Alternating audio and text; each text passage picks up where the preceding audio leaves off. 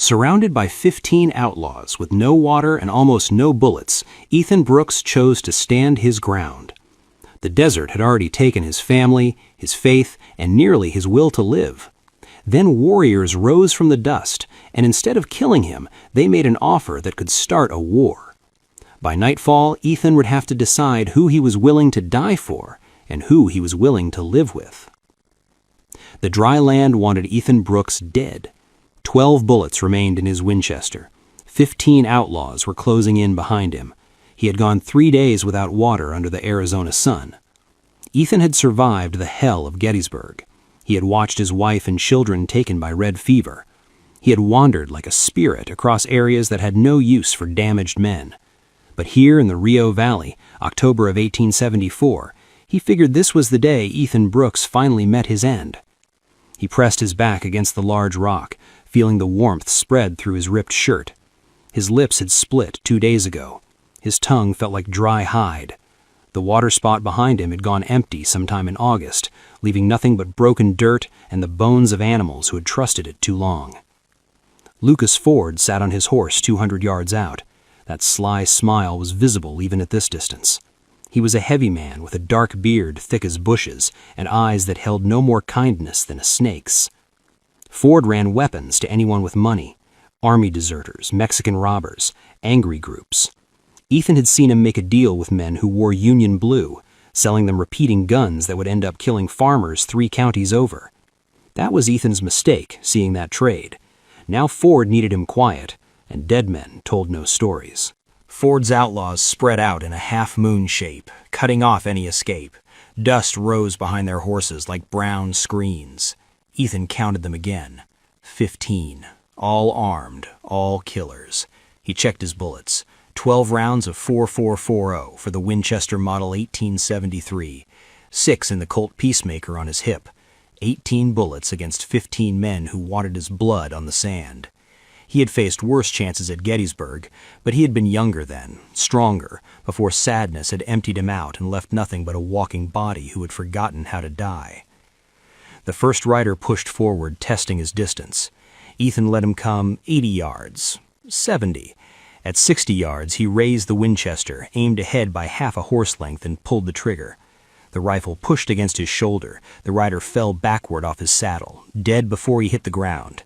Disorder broke out. Horses cried. Men yelled. Ethan worked the lever, found his next target, fired. Another man fell. The Winchester fired twice more in quick order, and 2 more outlaws tumbled from their mounts. 4 down, 11 remaining. 8 rounds in the rifle. They scattered for cover, diving behind rocks and small plants. Bullets flew past his head, breaking stones, spraying dust. Ethan pressed himself flat, making himself small, waiting for the next clear shot. Ford's voice carried across the dry land, sharp with anger. "Surround him! He runs out of bullets soon enough!" Ford was right. Ethan could count. Every pull of the trigger brought him closer to the end. He dropped 2 more before they pinned him down completely. 6 rounds left, 9 men still breathing. The math would not save him. Then the dry land itself seemed to rise up and fight. They came from the plant shadows like ghosts given body. 8 Apache warriors, faces painted black and red, the colors of battle and death. Spencer rifles and short bows appeared as if from nowhere, and suddenly the air filled with the sound of gunfire and the whistle of arrows. The outlaws never had a chance. You fight like someone who's already buried the fear. The fear. Fear doesn't leave. You just learn where to put it. I lost my family. Had a chance to regroup. Caught between Ethan's position and this new threat, they died in confusion. Ethan watched Ford take an arrow through the shoulder. He heard him scream orders that no one followed anymore. Ford kicked his horse into a run, fleeing east with 2 survivors trailing behind, leaving 9 of his men dead on the desert floor. 90 seconds. The battle lasted 90 seconds. Ethan stood slowly, Winchester still raised, not knowing if he had been saved or simply chosen for a different kind of death. The painted men approached, weapons ready, their eyes measuring him with the cold judgment of those who had learned long ago that white faces meant trouble. One stepped forward, younger than the others, maybe 30, with a face carved from stone and eyes that burned with hatred deeper than any wound. A scar ran across his left cheek, pale against brown skin. He said something in Apache, the words harsh and clipped. Ethan shook his head. He did not understand. The man stared at him for a long moment, then gestured with his rifle toward the west. March. The meaning needed no translation. The Apache camp sat in a bend of the Rio River, where tall trees offered shade and the water ran clean. 35 homes of treated hide blended with the red earth, nearly invisible until a person stood among them. Apache women paused their work to stare. Children hid behind their mothers. Ethan counted maybe 180 people, but fewer than 30 fighting men. The rest were old, young, or female. A hard-fought people, survivors of something terrible. The scarred one led him to the center of the camp, where an old man waited. Silver hair fell past his shoulders, bright against skin weathered by decades of sun and wind. The scar ran from his forehead to his left cheek, splitting his eyebrow in half. Despite his age, he stood straight, and his gaze held the weight of a man who had seen empires rise and fall. He spoke English slowly, each word placed like a stone in a wall. "You killed 4 outlaws." Ethan nodded, unsure where this was heading. "They sell guns, guns that killed my people." "Guns that kill your people, too." The old man paused, studying him the way a bird studies a small animal. "Enemy of my enemy." Ethan waited. "I am Harlan, chief of this band." He gestured toward the scarred one. "This is Marcus, leader of our braves. He does not trust you." Marcus's hand rested on his knife. His glare could have cut stone. Harlan continued, his voice carrying across the silent camp. "Our law says when a man sheds blood beside our people, he has earned a debt. We pay our debts." He raised a staff carved with symbols Ethan did not recognize. The crowd parted, and an Apache woman stepped forward. She was tall, maybe 24 summers, with hair black as midnight bound by silver rings. Her eyes met his without flinching, sharp as black stone and twice as hard. She wore a deer-hide dress, but a knife hung at her belt alongside a pouch of bullets. This was no princess waiting to be saved. Everything about her stance said, "Fighter." Harlan's voice rang out across the assembly. "This is my daughter. Sophia will be your wife. Through her you belong to us. Refuse and you insult my blood." For a moment the world stopped spinning. Marcus exploded forward, his knife clearing its sheath.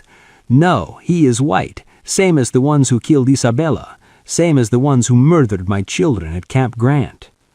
Armed men shifted, some moving behind Marcus, others holding steady. The air crackled with violence barely contained. Sophia raised her hand, and somehow that simple gesture cut through the disorder. She looked at Ethan, and when she spoke, her English was precise, educated. "Drink. If you fall, you slow us down." "That your kindness?" "That's my logic. Logic saved me more than prayers ever did." "Good. Then stay alive for something that matters." Cold as winter steel. "You do not need to like this. Ford will return with more men. Cavalry will come eventually. You need us to survive. We need you to speak with our enemies." She paused, letting the words sink in. "This is not marriage. This is a war alliance." Ethan looked around the camp. Armed men with weapons ready, an old chief waiting for his answer, and an Apache woman who showed no fear, only judgment. Since Emily died, he had wandered without purpose. Maybe this was one. He accepted, he said, not because he wanted to, because all those empty seasons taught him nothing except how to survive. Maybe now he could learn how to live. The first 2 weeks taught him how little he knew about survival. Sophia did not waste words on instruction. She demonstrated, and he either learned or suffered the consequences.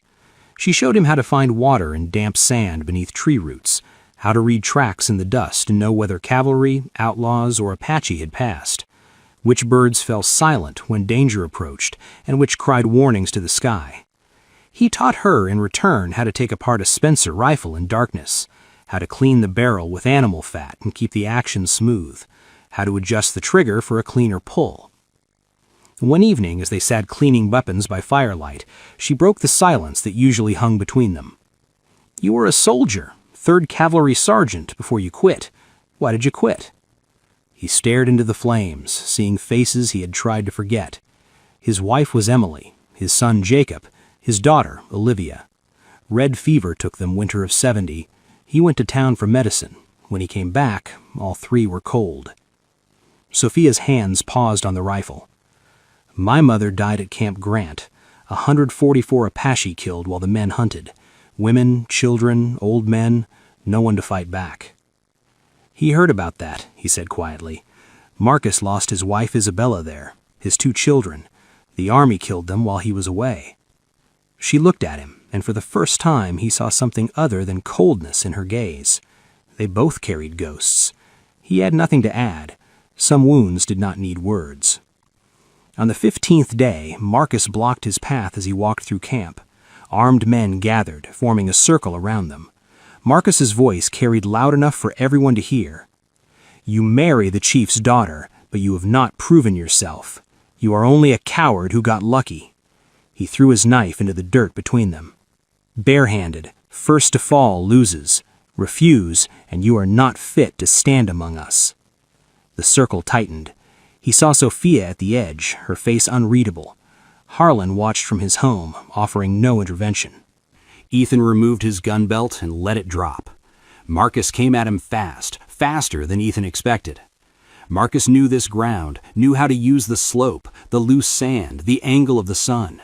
His first strike caught Ethan across the jaw and sent him stumbling. His second put Ethan on the ground. Ethan rolled away from his boot, came up tasting blood. Marcus was younger, quicker, fueled by hatred, years old and burning hot as ever. But Ethan had spent years in army camps where men settled disputes with fists, and he had learned from masters of rough fighting. They traded blows for what felt like hours, probably 10 minutes. Ethan's ribs screamed. Blood ran from a cut above his eye. But Marcus was breathing hard now, slowing down. Ethan caught his arm on a wild swing, twisted and took him to the ground. His forearm locked across Marcus's throat, applying pressure, but not enough to kill. I do not need to kill you to prove myself, Ethan gasped, blood dripping onto his face. I need you alive to protect this tribe. Marcus went still. The hatred in his eyes did not fade, but something else flickered there. Surprise, maybe, or the beginning of grudging respect. Ethan released him and stood, offering his hand. Marcus ignored it, rising on his own. But when he walked away, he did not reach for his knife. Small victories. 3 days later, a scout rode into camp with his horse covered in sweat and his face pale as ash. 2 enemies, both coming. The council gathered within the hour. Harlan sat still as stone as the scout delivered his report. Harlan Ford had returned with 25 outlaws camped at Skeleton Pass, blocking the eastern route. And from the north, Colonel Nathan Hale leading 70 cavalry from Fort Bowie, 4 days away. Trapped between 2 enemies. 25 defenders against nearly 100 guns. The camp erupted. Apache women grabbed children, old men chanted prayers, young braves shouted for war while elders counseled retreat. Marcus slammed his fist against a home pole. We fight, ambush them in the canyons before they reach the valley. Harlan shook his head slowly. We lose too many, not enough men left to protect the women and children. Then we run, hide in the mountains like our grandfathers, and starve through winter, lose the crops, watch the children die of hunger instead of bullets. Sophia's voice cut through the disorder. There must be another way. All eyes turned to Ethan, the outsider, the white man who had brought nothing but trouble. Let me go to Ford first, Ethan said. He is a traitor, not a soldier. He wants profit, not war. If I can make him leave, we only face one enemy. Marcus laughed bitterly. You think he will listen? He wants you dead. He wants money more than he wants me dead. That is the only advantage I have. Harlan studied him for a long moment. And if he kills you, then you know he cannot be reasoned with, and you lose 1 man instead of 20. The old chief nodded slowly. You have the courage of a fighter. Go. Ethan rode to Skeleton Pass alone, Winchester across his back, Colt at his hip. Ford waited with his outlaws spread behind him, 25 hard men with nothing to lose. The arrow wound in his shoulder had been bandaged, but his eyes still held murder. Brooks, you have guts coming back. What do you want, Ford? Really want? He laughed, the sound like gravel in a barrel. I want you dead for seeing what you should not have seen. That all? His smile faded. I also want money. Apache pay good prices for guns. Dead Apache do not pay anything. Then here is my offer. Pull back from the pass. Leave the route open. When Hale leaves, the tribe buys from you. 50 rifles at your price. Ford scratched his beard. And you? I still want you dead. After everything is finished, if you still want it, then we settle things between us, one-on-one. Fair fight. Fair? He spat. Nothing about this is fair. He leaned forward in his saddle. I want something else. That Spencer rifle you carry, the one with the silver inlay. I saw it when my boys brought back the bodies. Ethan hesitated. The rifle belonged to Sophia, a gift from her mother before Camp Grant. That is not mine to give. Then we have no deal. Ford gathered his reins. Wait! Ethan's mind raced. I will convince her, but if I cannot, I give you my Winchester instead. Model 1873 custom sights worth more than the Spencer. Ford considered him, his sly eyes calculating profit against revenge. Finally, he spat tobacco juice into the dust. Deal. But remember, Brooks, I do not forget. When this is over, one of us dies. He turned his horse and rode east, his outlaws following. One enemy gone, one remaining. Ethan returned to camp and delivered the news. Ford had withdrawn, but the price of the agreement sat heavy in his stomach. Sophia listened without expression. When he finished, she simply said, You promised him my mother's rifle? I promised to try or give him mine instead. She was silent for a long moment, then she nodded. The tribe matters more than any rifle. I will decide when the debt is paid. Leave me. No more time for discussion. I've been running from... And now... Ethan outlined the second part of his plan. He would go to Hale, pretend to be an escaped prisoner, and lead the cavalry away from the valley. Buy time for the tribe to prepare defenses. Sophia objected. He is not a fool. He will see through you. Maybe, but we have no other choice. She prepared him in silence, tearing his shirt, rubbing ash and dried blood into his skin, cutting his hair ragged. When she finished, he looked like a man who had suffered weeks of captivity. She pressed a small leather pouch into his hand. My mother's charm, the only thing left after Camp Grant. Why give this to me? Her voice wavered, the first crack he had seen in her armor. Because if you die, I want part of my mother with a man who gave me reason to believe again. He tucked the pouch inside his shirt over his heart.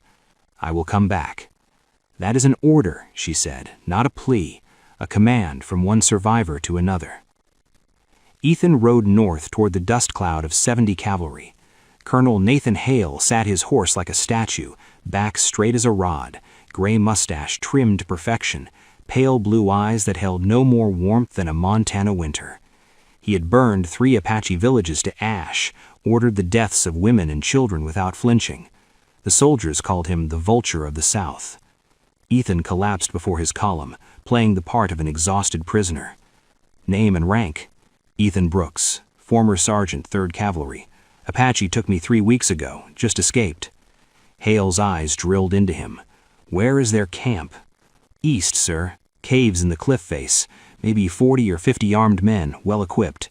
His mustache twitched. 50? My scouts report only 25. Ethan's heart hammered. He had made a mistake. Could be reinforcements from another band, sir. I cannot be sure. Hale stared at him for 10 seconds that felt like 10 years. Then he nodded. Give him water. Put him on a mule. We ride east at dawn. Ethan breathed again. The plan was working. 3 days later, he slipped away in darkness and rode hard for the valley. But when he arrived, the scout's report turned his blood to ice. Hale had turned back, 70 cavalry marching straight for the camp. He had seen through the lie. Marcus drew his knife. I told you he has led them to us. No, Ethan stood his ground. I made a mistake with the numbers. His scouts knew the truth. But no one is dead yet. Hale is half a day behind. There is still time. Time for what? to do what he does not expect, face him directly, no lies, no tricks. Harlan's voice cut through the argument. You will go alone. No, Sophia comes with me. Hale needs to see we speak for both sides. The first day of negotiation, Hale refused to meet them. They sat on horseback under the blazing sun for 6 hours. No shade, no water. His soldiers washed from their tents, some laughing, some placing bets on how long they would last. At sunset, Hale finally emerged. What do you want? Peace, Ethan said, for both sides. He laughed and walked away. The second day, he agreed to talk. They sat across a folding table, maps spread between them. Hale demanded the entire valley, surrender of all weapons, relocation to the San Carlos reservation.